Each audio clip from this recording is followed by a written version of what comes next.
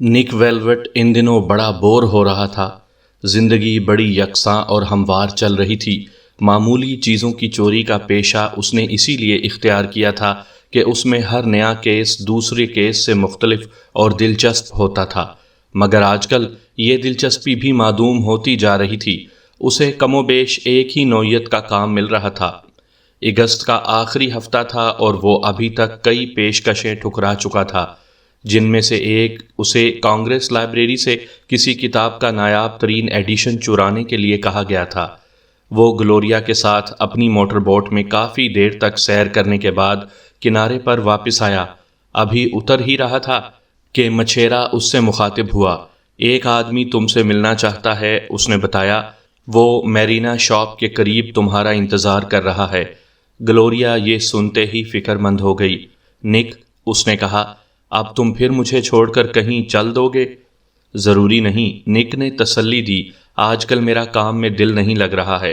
تم کار میں چل کر بیٹھو، میں اس آدمی سے مل کر آتا ہوں۔ وہ میرینا شاپ پہنچا تو ایک سفید بالوں والا آدمی بزنس سوٹ پہنے ہوئے دکان کی الماریوں میں رکھی ہوئی چیزوں کو دیکھ رہا تھا۔ نک اسے دیکھتے ہی سمجھ گیا کہ یہ وہی آدمی ہو سکتا ہے۔ میں نک ویلوٹ ہوں، اس نے تعارف کروایا۔ کیا تم ہی مجھ سے ملنا چاہ رہے تھے؟ میں تقریباً 2 گھنٹے سے تمہاری واپسی کا انتظار کر رہا ہوں، اس آدمی نے کچھ اطمینان ظاہر کرتے ہوئے بتایا۔ تم نے گھر پر ملنے کی کوشش کیوں نہیں کی؟ کام بہت ضروری تھا۔ میرا نام سیموئل کرافٹ ہے اور میں ایک ایسی ہی نوعیت کا کام تمہارے سپرد کرنا چاہتا ہوں جس میں تم خاصی شہرت رکھتے ہو۔ نک نے چاروں طرف دیکھا، مگر آس پاس کوئی تیسرا فرد موجود نہیں تھا۔ اس سے قبل کہ تم اپنے کام کے بارے میں بتاؤ، میں یہ واضح کر دوں کہ میں صرف معمولی چیزیں چراتا ہوں۔ قیمتی پتھر، دولت، نایاب سکے، ٹکٹ یا کتاب کے ایڈیشنوں سے مجھے کوئی دلچسپی نہیں۔ میں بھی ایسا کوئی کام تم سے نہیں لینا چاہتا، کرافٹ نے جواب دیا۔ مجھ سے تمہاری سفارش ایک ایسی ہستی نے کی ہے جس کا کام تم پچھلے سال بڑے اطمینان بخش طریقے پر انجام دے چکے ہو۔ میں تمہیں یقین دلاتا ہوں کہ جو چیز تمہیں چوری کرنی ہے وہ بالکل معمولی اور بے قیمت ہے، یعنی صرف ایک کیلنڈر۔ نک کی آنکھوں میں پہلی مرتبہ دلچسپی کی چمک نمودار ہوئی۔ ایک کیلنڈر؟ تمہارا مطلب ہے وہ چیز جس میں تاریخیں وغیرہ ہوتی ہیں؟ اس نے پوچھا۔ بالکل وہی، اسی سال کا ایک کیلنڈر جو کہ ہر دسمبر میں مفت تقسیم کیے جاتے ہیں۔ تم جانتے ہو کہ میری فیس $20,000 ہوتی ہے؟ ہاں جانتا ہوں۔ اور تم $20,000 ایک معمولی کیلنڈر چرانے کے لیے خرچ کرنے پر آمادہ ہو؟ درست ہے۔ وہ ہے کہاں؟ جان اوڈینیل نامی ایک شخص کی جیل کی کوٹھڑی میں، کرافٹ نے جواب دیا۔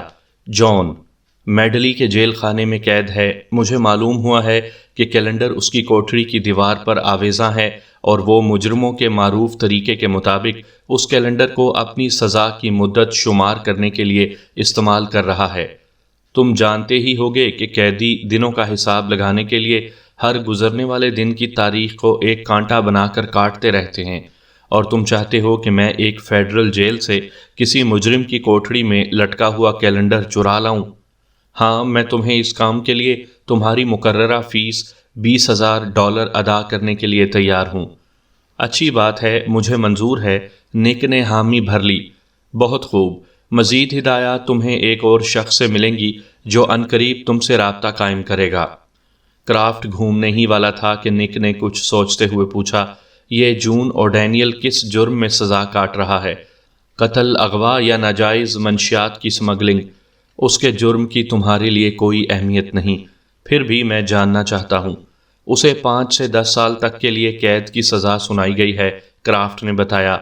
کس جرم میں؟ بحری قزاقی کے جرم میں، ایک گہری سانس کے ساتھ جواب دیا گیا۔ اور یہ اس کے 3 دن بعد اتوار کی ایک ابر آلود صبح تھی جب نک ویلوٹ فرسٹ بریپ ٹیسٹ چرچ کے پارکنگ لاٹ میں برما نامی ایک شخص سے مخاطب ہوا۔ بڑی عجیب جگہ جلسہ ہو رہا ہے، اس نے برما کی چھوٹی سی کار میں پہلو بدلتے ہوئے کہا۔ برما چھوٹے قد کا ایک شخص تھا۔ جو کپڑے اس نے پہن رکھے تھے وہ اس کے جسم پر بالکل موزوں نہیں تھے، نہ سائن کے اعتبار سے نہ خوش ذوقی کے معیار سے۔ اسے دیکھ کر مجموعی طور پر احساس ہوتا تھا کہ وہ کوئی سابقہ سزا یافتہ مجرم ہے جو اپنا ماضی چھپانے کے لیے چرچ کی مذہبی میٹنگ کا سہارا لے رہا ہے۔ کرافٹ نے کہا تھا کہ مجھے تم سے ملاقات کرنا ہے۔ برما نے نک کی بات نظر انداز کرتے ہوئے جواب دیا، مجھے معلوم ہوا ہے کہ تم اور جان اوڈینیل ایک ہی کوٹھڑی میں قید تھے۔ ہاں، ہم تقریباً 1 سال تک ساتھ رہے ہیں، برما نے نک کو بتایا۔ میں نے ایک پوسٹ مین کو مارا پیٹا تھا، گلی میں اتنا اندھیرا تھا کہ میں اس کی وردی بھی نہیں دیکھ سکا۔ پھر مجھے کیسے معلوم ہوا کہ وہ کون ہے؟ میں تھوڑا سا جیب خرچ حاصل کرنا چاہتا تھا، مگر فیڈرل عملے کے ایک فرد پر حملہ کرنے کے جرم میں وہ سزا میرے حصے میں آئی۔ پورے 2 سال میں نے اس جیل خانے میں گزارے ہیں، جس میں سے آخری 11 ماہ اوڈینیل کے ساتھ بسر ہوئے۔ مجھے اس کیلنڈر کے بارے میں بتاؤ، نک نے کہا۔ وہ اوڈینیل کے بستر کے سامنے والی دیوار پر لٹکا ہوا ہے۔ وہ ہر رات کو ایک تاریخ پر کانٹا بنا دیتا ہے۔ کیلنڈر کتنا بڑا ہے؟ زیادہ سے زیادہ 10 انچ چوڑا اور 15 انچ لمبا۔ عام طرح کا کیلنڈر ہے، جیسا اکثر تجارتی کمپنیاں اپنی پبلسٹی کے لیے شائع کرتی رہتی ہیں۔ ہر مہینے کے لیے ایک علیحدہ ورق، مگر اوڈینیل مہینہ ختم ہونے پر ورق پھاڑتا نہیں، اسے الٹ کر دوسری طرف کر دیتا ہے۔ تجارتی کیلنڈر کس کمپنی کا ہے؟ بڑی دلچسپ بات یہ ہے، برما نے آہستہ سے کہا، وہ کیلنڈر اس قانونی فرم کا ہے جس نے اوڈینیل کا مقدمہ لڑا تھا۔ نک کا ذہن تیزی سے کام کر رہا تھا۔ اس نوعیت کے کام ہمیشہ اس کے تجسس کو ابھار دیا کرتے تھے۔ میرا خیال ہے کہ وہ اس کیلنڈر پر بہت کچھ لکھتا رہا ہوگا، اس نے پوچھا۔ بالکل نہیں، میں نے کبھی اسے کچھ لکھتے ہوئے نہیں دیکھا، برما نے جواب دیا۔ بس وہ تو ہر رات کو ایک بڑا سا کانٹا اس دن کی تاریخ پر لگا دیا کرتا تھا۔ اگر اس پر کچھ تحریر نہیں ہے تو کرافٹ اسے کیوں حاصل کرنا چاہتا ہے؟ یہ سوال تو تمہیں کرافٹ سے ہی پوچھنا چاہیے، برما نے شانے اچکاتے ہوئے کہا۔ نک جانتا تھا کہ کسی فیڈرل جیل کو توڑ کر اندر گھسنا کوئی آسان کام نہیں ہے۔ یہ اتنا ہی مشکل ہے جتنا کسی کا جیل سے فرار ہونے کی کوشش کرنا، اور اسے تو اندر جا کر باہر بھی آنا تھا، اور اندر بھی کہاں، ایک قیدی کی کوٹھڑی میں۔ اس نے اپنے پلان کی تیاری ایک لائبریری میں مطالعے سے شروع کی، اخبارات کے پرانے فائلوں سے اوڈینیل کے جرم اور سزا یابی کے بارے میں تفصیلات فراہم کی۔ یہ ریکارڈ ایک مائکرو فلم پر محفوظ تھا۔ نک نے طاقتور لینس کے ذریعے فلم پر اوڈینیل کا فوٹو بھی دیکھا۔ وہ اس کی توقع سے زیادہ نوجوان نظر آ رہا تھا۔ ایک تصویر میں اسے اپنی دبلی پتلی بیوی کے ساتھ کمرہ عدالت سے نکلتے ہوئے دکھایا گیا تھا۔ اس کے ساتھ جو تحریر تھی اس کے مطابق اس وقت اس کی عمر صرف 27 سال کی تھی، لیکن اس کے باوجود اس کے جرائم کی فہرست کافی لمبی تھی۔ ان جرائم میں مسلح ڈاکہ سے لے کر مجرمانہ حملے تک سبھی نوعیت کے جرم شامل تھے۔ البتہ جس جرم میں وہ سزا کاٹ رہا تھا وہ سچ مچ بحری قزاقی ہی تھا، یعنی ایسا ڈاکہ جو سمندر میں ہتھیاروں کی مدد سے ڈالا گیا ہو۔ اس واردات کے انوکھے پن نے بوسٹن کے اخبارات میں کافی پبلسٹی حاصل کی تھی۔ واقعات کے مطابق اوڈینیل اپنے 2 ساتھیوں کے ہمراہ بوسٹن کے ساحل سے ایک اسٹیمر میں سوار ہوا تھا۔ وہ شمال مشرق کی طرف جا رہے تھے۔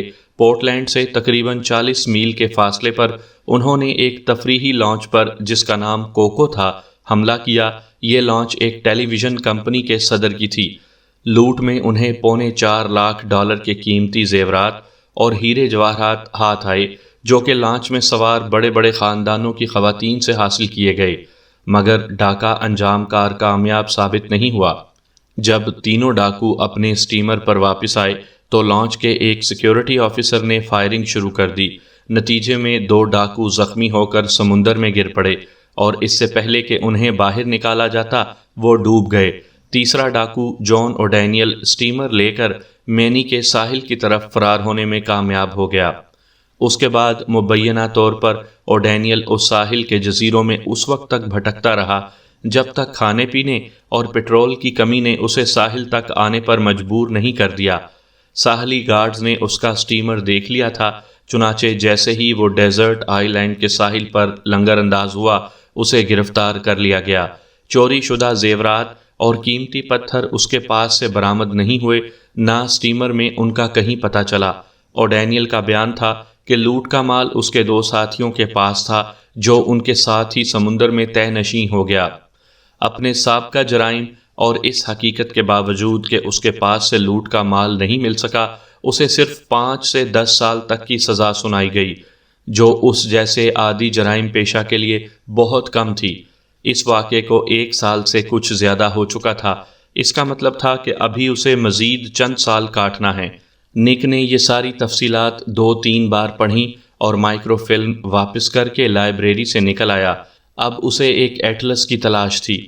ایٹلس لے کر وہ 10-15 منٹ تک مینی کے ساحلی علاقے کو گھورتا رہا، مگر اسے کوئی بات معلوم نہیں ہو سکی۔ اس ساحل پر اس کثرت سے چھوٹے چھوٹے جزیرے پائے جاتے تھے کہ ان کے نام بھی یاد رکھنا مشکل تھا۔ Bailey, Deer Swans, Saint Mark, Head Harbour اور پتہ نہیں کیا کیا۔ اگر اوڈینیل لوٹ کے بارے میں جھوٹ بول رہا تھا تو اسے گرفتاری سے قبل کافی وقت حاصل رہا تھا کہ وہ ان سینکڑوں جزیروں میں سے کسی ایک میں مال غنیمت زمین کھود کر دفن کر دے، بالکل اسی طرح جس طرح پرانے زمانے کے بحری قزاق کیا کرتے تھے۔ نک نے ایٹلس بند کر دی اور سوچنے لگا کہ اب اسے اوڈینیل کی بیوی سے ملنا ہی پڑے گا۔ دوسری دستک پر اس نے دروازہ کھول دیا اور حال سے آتی ہوئی مدھم روشنی میں نک کو غور سے دیکھنے لگی۔ کیا تمہارا ہی نام مسٹر نکولس ہے؟ اس نے پوچھا۔ تم نے ہی فون کیا تھا نا؟ ہاں، کیا میں اندر آ سکتا ہوں؟ نک نے جواب دیا۔ اس نے جو لباس پہن رکھا تھا وہ اس کے جسم پر بے حد تنگ تھا۔ دستک کی آواز سن کر اس نے غالباً جلدی کچھ میک اپ کرنے کی کوشش بھی کی تھی، جو کچھ زیادہ کامیاب نہیں رہی تھی۔ 26 سال کی عمر ہونے کے باوجود وہ بہت تھکی اور پزمردہ نظر آ رہی تھی، کسی ایسی چیز کی طرح جسے ضرورت سے زیادہ استعمال کر کے خراب کر دیا گیا ہو۔ ضرور، وہ ایک طرف ہٹ گئی۔ نک اس کے قریب سے گزرتے ہوئے اندر داخل ہوا تو اسے اس کی سانسوں سے شراب کی بو محسوس ہوئی۔ تم مسز اوڈینیل ہو؟ نک نے پوچھا۔ تم مجھے میگی کہہ سکتے ہو۔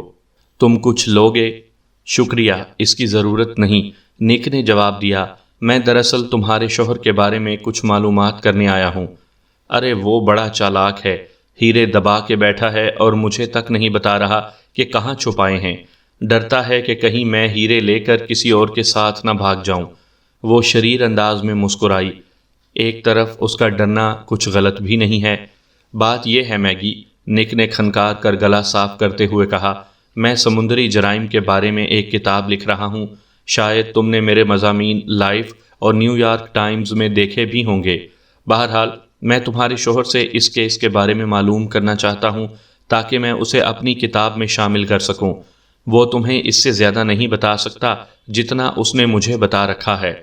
پھر بھی اگر میں اسے تم سے ملنے اور بات کرنے پر آمادہ کر لوں تو تم مجھے کیا دو گے؟ میگی نے ایک دم سے بات کاٹتے ہوئے پوچھا۔ $100، $200 اور وہ بھی ایڈوانس۔ 100 پیشگی اور 100 اس وقت جب میں اس سے اپنی گفتگو مکمل کر لوں۔ میگی نے کچھ دیر تک سوچنے کا بہانہ کیا۔ بات پکی ہوئی۔ وہ بولی، تم اس سے کب ملنا چاہتے ہو؟ جتنی جلدی ممکن ہو سکے۔ ملاقات کا دن اتوار کا ہوتا ہے، میں اسے آمادہ کرنے کی کوشش کروں گی۔ اچھی بات ہے، مگر ایک بات ایسی ہے، وہ شاید تم سے چھپانے کی کوشش کرے گا۔ اسی واردات کے سلسلے میں؟ نک نے پوچھا۔ میگی نے اسبات میں سر ہلا دیا۔ وہ کچھ اور زیادہ تھکی ہوئی نظر آنے لگی تھی۔ ہاں، ان 2 آدمیوں کے بارے میں جو سمندر میں ڈوب کر مر گئے۔ ان کے متعلق ایسی کیا بات ہے؟ یہ کہ وہ دونوں میرے بھائی تھے۔ فیڈرل جیل کے گنجے وارڈن کا نام پریکنس تھا۔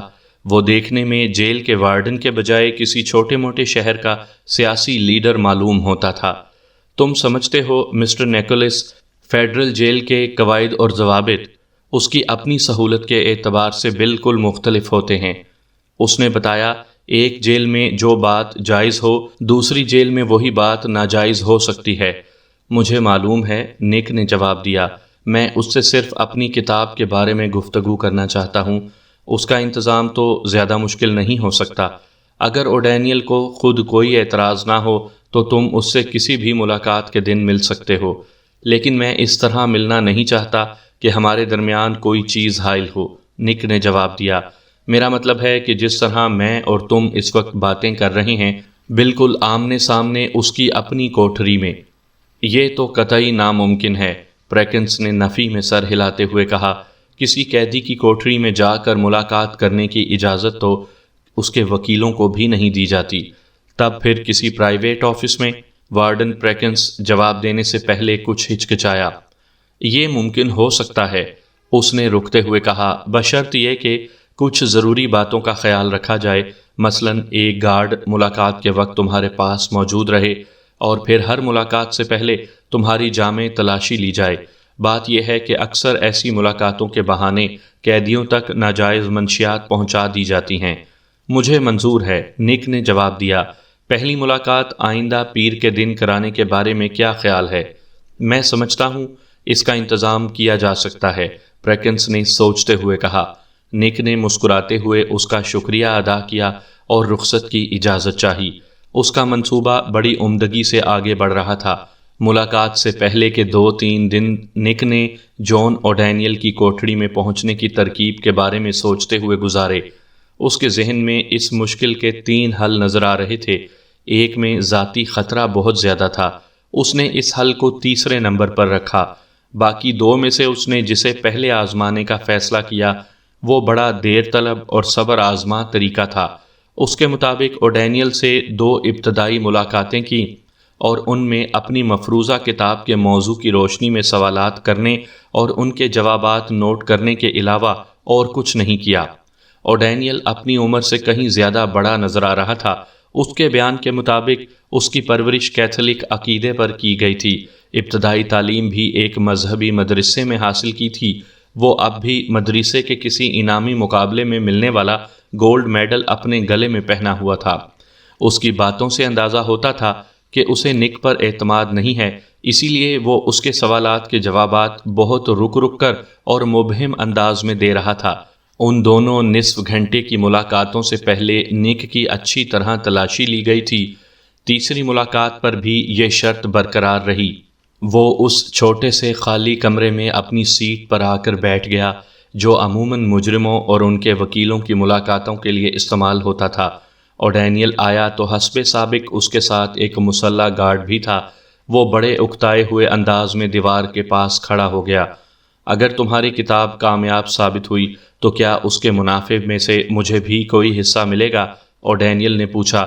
میں یقین دلاتا ہوں کہ تمہارا پورا خیال رکھا جائے گا، نک نے جواب دیا۔ نک نے نوٹ کیا تھا کہ اوڈینیل ہر ملاقات پر سگریٹ کا ایک پیکٹ ساتھ لاتا تھا اور گفتگو کے دوران مسلسل یکے بعد دیگرے سگریٹ پھونکتا رہتا تھا۔ ایک موقع پر نک بھی اس کے پیکٹ سے سگریٹ لے کر پی چکا تھا۔ آج بھی اس نے ہاتھ بڑھا کر پیکٹ اٹھا لیا اور ایک سگریٹ لے کر واپس رکھ دیا۔ تم اب اور کیا پوچھنا چاہتے ہو؟ اوڈینیل نے دھواں چھوڑتے ہوئے سوال کیا۔ ہم اب چوری کے واقعات کی تفصیلات پر آ رہے ہیں، نک نے کہا۔ وہ 2 آدمی جو مارے گئے تمہاری بیوی کے بھائی تھے؟ ہاں۔ تم نے متعلقہ حکام کو بتایا تھا کہ لوٹ کا مال ان کے ساتھ ہی سمندر میں ڈوب گیا تھا؟ ہاں، میں نے اس وقت بھی یہی کہا تھا، اوڈینیل نے گردن میں لٹکتے ہوئے میڈل کو انگلیوں سے چھوتے ہوئے جواب دیا، اور اب بھی یہی کہتا ہوں۔ گرفتار ہونے سے پہلے تم کیا کرتے رہے تھے؟ بس سمندر میں ادھر ادھر چکر لگاتا رہا تھا، اوڈینیل نے بتایا۔ تم اس سے زیادہ مجھ سے اور کچھ معلوم نہیں کر سکتے؟ میں محسوس کر رہا ہوں کہ اب تمہارے سوالات کا انداز کسی جاسوس کی طرح ہوتا جا رہا ہے۔ اگر تم اس سے زیادہ کچھ اور نہیں بتانا چاہتے تو ظاہر ہے کہ میں تمہیں مجبور نہیں کر سکتا، نک نے کندھے اچکاتے ہوئے جواب دیا۔ گارڈ آگے بڑھا اور اوڈینیل کو آہستہ سے دھکا دیتے ہوئے کمرے سے باہر لے گیا۔ نک نے اپنا سگریٹ ختم کرتے ہوئے کچھ دیر انتظار کیا۔ 3 منٹ گزر گئے۔ یہ وقفہ اوڈینیل کو اپنی کوٹڑی تک پہنچنے کے لیے کافی تھا۔ نک اپنی جگہ سے اٹھا اور باہر کوریڈور میں آ گیا۔ گارڈ، او گارڈ، اس نے بیرونی دروازے کی طرف منہ کر کے پکارا۔ ڈیوٹی پر موجود گارڈ نے آواز سنی، اخبار سے نظریں اٹھا کر نک کی طرف دیکھا۔ کیا بات ہے مسٹر نکولس؟ میرے پاس ایک چھوٹا سا چاقو تھا جو اب غائب ہے، نک نے بتایا، اور مجھے شبہ ہے کہ باتوں کے درمیان کسی نہ کسی طرح اوڈینیل وہ چاقو اڑا کر لے گیا ہے۔ گارڈ نے زیر لب ایک گالی بکی۔ تم یہیں ٹھہرو، میں وارڈن کو بلا کر لاتا ہوں، اس نے گھوم کر تیزی سے قدم اٹھاتے ہوئے کہا۔ 5 منٹ کے اندر پریکنس کمرے میں موجود تھا۔ اس کی پیشانی پر بل پڑے ہوئے تھے۔ کیا معاملہ ہے؟ اس نے نکولس کو گھورتے ہوئے سوال کیا۔ میرے پاس ایک چھوٹا سا قلم تراش چاقو تھا جسے اوڈینیل چرا کر لے گیا ہے۔ پریکنس نے گھوم کر گارڈ کو قہر آلود نظروں سے دیکھا۔ تم نے کس طرح تلاشی لی تھی؟ اس کی کہ اس کے پاس چاقو نہ دیکھ سکے؟ اس نے سخت لہجے میں باز پرس کی۔ اس میں گارڈ کا قصور نہیں، نک نے جلدی سے کہا۔ دراصل چاقو اس طرح کا بنا ہوا تھا کہ بند ہونے کی صورت میں بالکل کسی چابی کی مانند نظر آتا تھا، اور وہ میری چابیوں کے گچھے میں لگا ہوا تھا۔ گارڈ کا اسے نظر انداز کر دینا کوئی غیر معمولی بات نہیں تھی۔ گفتگو کے دوران میں نے اس سے اپنا ایک ٹوٹا ہوا ناخن کاٹا تھا، اور ڈینیل نے ضرور اسے دیکھ لیا ہوگا اور موقع پا کر اسے نکال لیا ہوگا، اگرچہ مجھے یہ نہیں معلوم کہ اس نے یہ کام کس طرح کیا ہوگا۔ یہ بے قاعدگی ناقابل برداشت ہے، پریکنس نے غصے سے کہا۔ آئندہ تم اس سے کوئی ملاقات نہیں کر سکو گے۔ اس نے گارڈ کی طرف دیکھا۔ میرے ساتھ آؤ، ہمیں اس کی کوٹھڑی تلاش کرنی چاہیے۔ نک کے اعصاب کشیدہ ہو رہے تھے۔ یہ بڑا فیصلہ کن لمحہ تھا۔ میں بھی تمہارے ساتھ چلتا ہوں، اس نے سرسری لہجے میں کہا۔ ممکن ہے گارڈ اسے پھر نظر انداز کر جائے، جبکہ میں اسے شناخت بھی کر سکتا ہوں۔ ہو سکتا ہے کہ تم نے اسے دانستہ چاقو دے دیا ہو، پریکنس بولا۔ اگر دانستہ دیا ہوتا تو کیا میں تمہیں اس کے بارے میں بتاتا؟ نک نے جواب دیا۔ پریکنس کچھ سوچنے لگا۔ اس کا چہرہ ہر لمحہ پہلے سے زیادہ سرخ ہوتا جا رہا تھا۔ گارڈ، اس آدمی کی اچھی طرح تلاشی لو اور دیکھو کہ کہیں چاقو اسی کے پاس تو موجود نہیں ہے، اس نے حکم دیا۔ گارڈ نے اس کی ایک ایک جیب دیکھ ڈالی۔ جی نہیں، اس کے پاس کوئی چاقو نہیں ہے۔ آخر اس نے وارڈن کو بتایا۔ اچھی بات ہے، ہم سب اوڈینیل کی کوٹھڑی میں چل رہے ہیں، پریکنس نے گارڈ سے کہا۔ تم ایک لمحے کے لیے بھی مسٹر نکولس پر سے اپنی نظریں مت ہٹانا۔ نک نے دل ہی دل میں اطمینان کا سانس لیا۔ اس بات کا امکان 50% سے زیادہ نہیں تھا کہ پریکنس اسے اس عذر کی بدولت کوٹھڑی میں لے جانے کے لیے آمادہ ہو جائے گا، مگر بہرحال وہ اس میں کامیاب ہو چکا تھا۔ وہ سب اسی طرح کوٹھڑی کی طرف چل پڑے۔ وارڈن آگے تھا، اس کے بعد نک اور اس کے پیچھے 2 گارڈز۔ وہ لوگ مختلف جگہ گھومتے ہوئے آخرکار اوڈینیل کی کوٹھڑی میں پہنچ گئے۔ وہ چاقو کہاں ہے؟ پریکنس نے اندر قدم رکھتے ہی سخت لہجے میں پوچھا۔ کیسا چاقو؟ وہ جو تم نے مسٹر نکولس کے پاس سے چرا لیا ہے۔ تم احمق ہو، میرے پاس کوئی چاقو نہیں ہے۔ اس کی تلاشی لو، پریکنس نے گارڈز کو حکم دیا۔ کوٹھڑی میں بھی تلاش کرو اور اس کے ساتھی کے پاس بھی دیکھو۔ گارڈز فوراً ہی اپنے کام میں مصروف ہو گئے۔ نک نے دیواروں کا جائزہ لیا۔ کیلنڈر ٹھیک اسی جگہ پر موجود تھا جہاں برما نے بتایا تھا۔ ستمبر کی ابتدائی تاریخیں بڑے بڑے کانٹوں سے بھری ہوئی تھیں۔ وہ آہستہ آہستہ قدموں سے دیوار کی طرف بڑھا۔ ایک گارڈ نے فوراً دھمکی دی کہ چپ چاپ ایک طرف کھڑے ہو جاؤ، اور نک نے فوراً تعمیل کی۔ وہ کیلنڈر سے اپنی پیٹھ لگا کر کھڑا ہو گیا۔ جلد ہی ایک گارڈ نے سگریٹ کے پیکٹ سے مطلوبہ چاقو برآمد کر لیا۔ ہاں، یہی ہے، نک نے بلند آواز سے کہا۔ یہ کیا مذاق ہے؟ اور ڈینیل نے اسے گھورا۔ تم کیا چکر چلا رہے ہو؟ اسے میں نے پیکٹ میں نہیں رکھا تھا۔ پریکنس نے چاقو کھول کر دیکھا۔ یہ تو بہت چھوٹا ہے، اس نے کہا، اور دھار بھی بالکل نہیں ہے۔ یہ تو کسی کام نہیں آ سکتا۔ مجھے اس ناخوشگوار واقعے پر بے حد افسوس ہے، نک نے شرمندہ لہجے میں کہا۔ ہونا بھی چاہیے۔ پریکنس کا اضطراب ختم ہو چکا تھا۔ بہرحال اب یہاں سے چلو، اور تم اوڈینیل، تم سے تو میں بعد میں بات کروں گا۔ تمہاری یہ حرکت ریکارڈ میں آئے بغیر نہیں رہے گی۔ 10 منٹ بعد نک ویلوٹ جیل کے صدر دروازے سے باہر نکل رہا تھا تو اوڈینیل کا کیلنڈر اس کے کوٹ کے اندر بائیں بازو کے نیچے دبا ہوا تھا۔ اگر وہ اسے غائب دیکھے گا تو بھی اسے گارڈ ہی کی حرکت خیال کرے گا۔ یوں بھی وہ کوئی شکایت کرنے کی پوزیشن میں نہیں تھا۔ بعد میں نک نے اپنی کار کے اندر سکون سے بیٹھ کر کیلنڈر کا جائزہ لیا۔ جیسا کہ برما نے کہا تھا، یہ ایک قانونی فرم کی طرف سے شائع کیا گیا تھا۔ نک نے گزشتہ مہینوں کے ورق دیکھے، ان سب کی تاریخیں ایک ہی انداز میں کاٹی گئی تھیں، سوائے ایک تاریخ کے، اور وہ تھی 25 اپریل۔ اور ڈینیل نے اسے کاٹنے کے بجائے اس کے گرد ایک حلقہ کھینچ دیا تھا۔ نک حیران تھا کہ اس تاریخ کو اوڈینیل کے ساتھ کیا غیر معمولی بات ہوئی تھی جس نے اسے اپنا معمول تبدیل کرنے پر مجبور کر دیا تھا۔ کانٹوں کے علاوہ کیلنڈر پر کسی قسم کی تحریر نہیں تھی۔ نک نے ایک ایک ورق کو غور سے دیکھا، مگر نہیں، ان پر کوئی خفیہ تحریر بھی نہیں معلوم ہوتی تھی۔ وہ ہر اعتبار سے ایک عام کیلنڈر تھا، ایک عام کیلنڈر جو سیموئل کرافٹ کے نزدیک $20,000 سے بھی زیادہ قیمت رکھتا تھا۔ پہلے سے طے شدہ پروگرام کے مطابق نک اگلی صبح کرافٹ سے وائٹ پلین کے شاپنگ سینٹر میں ایک دکان کی پارکنگ پلاٹ پر ملا۔ اسے یہ دیکھ کر تعجب ہوا کہ برما بھی وہاں موجود ہے۔ اسے یہ خیال تک نہیں آیا تھا کہ یہ دونوں اس کام میں ایک دوسرے کے شریک ہوں گے۔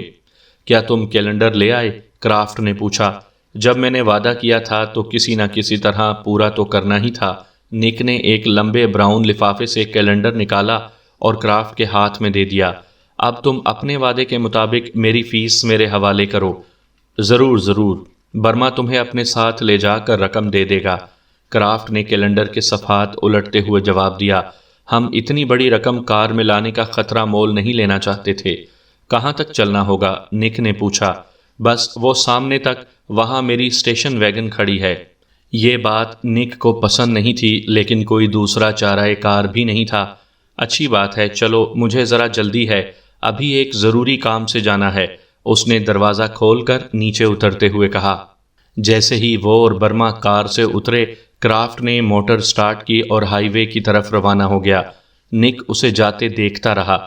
وہ سوچ رہا تھا کہ اسے رقم لیے بغیر کیلنڈر نہیں دینا چاہیے تھا۔ برما کے پیچھے چلتا ہوا اسٹیشن ویگن تک پہنچا۔ برما نے آگے بڑھ کر دروازہ کھولا اور نک کو فوراً ہی اپنی حماقت کا احساس ہو گیا۔ $20,000 کی رقم ایک غیر مقفل ویگن میں چھوڑ کر نہیں جا سکتے۔ اس نے پیچھے ہٹنے کی کوشش کی مگر اب دیر ہو چکی تھی۔ برما پلٹا تو اس کے ہاتھ میں سائلنسر لگا ہوا ریوالور دبا ہوا تھا۔ چلو اندر بیٹھو، اس نے کہا۔ یہ کیا قصہ ہے؟ نک بولا۔ میری رقم کہاں ہے؟ برما نے کوئی جواب نہیں دیا۔ نک کو اگلی سیٹ پر بیٹھنا پڑا۔ برما نے اسٹیئرنگ وہیل سنبھالا اور ویگن حرکت میں آ گئی۔ کرافٹ کو تم پر قطعی اعتماد نہیں ہے ویلوٹ، کچھ دور جا کر برما نے بتایا۔ اس نے تمہارے بارے میں بہت سی کہانیاں سن رکھی ہیں۔ وہ یہ نہیں چاہتا تھا کہ تم ہم سے $20,000 بھی لے لو اور پھر ہیرے اڑانے کے لیے بھی پہنچ جاؤ۔ ہیرے؟ نک نے بھویں اچکائیں۔ اس کا مطلب کہ اوڈینیل غلط کہہ رہا تھا۔ ہیرے سمندر میں نہیں ڈوبے، یہ بات تم بھی اچھی طرح جانتے ہو، برما نے طنزیہ لہجے میں کہا۔ خود اوڈینیل نے مجھ سے اس کا اعتراف کیا تھا۔ اس نے سارا مال ان سینکڑوں جزیروں میں سے کسی ایک پر دفن کر دیا تھا۔ میرے لاکھ پوچھنے پر بھی اس نے کبھی اس جزیرے کا نام نہیں بتایا۔ پھر جب میں رہا ہونے والا تھا تو میں نے اس سے کہا کہ اگر وہ جیل میں مر گیا تب کیا ہوگا؟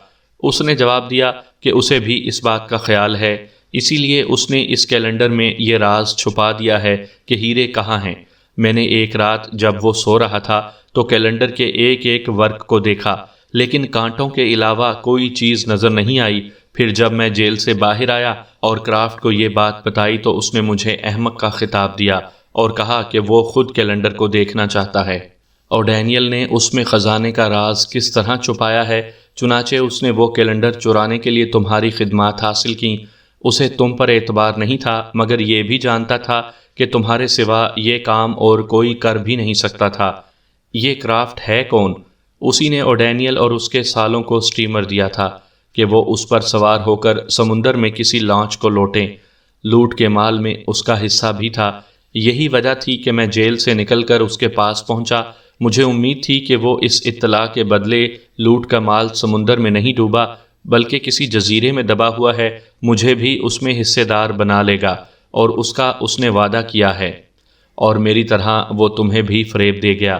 نک نے کہا۔ تمہیں میرے ساتھ الجھا دیا اور خود ہیرے نکالنے دوڑ گیا۔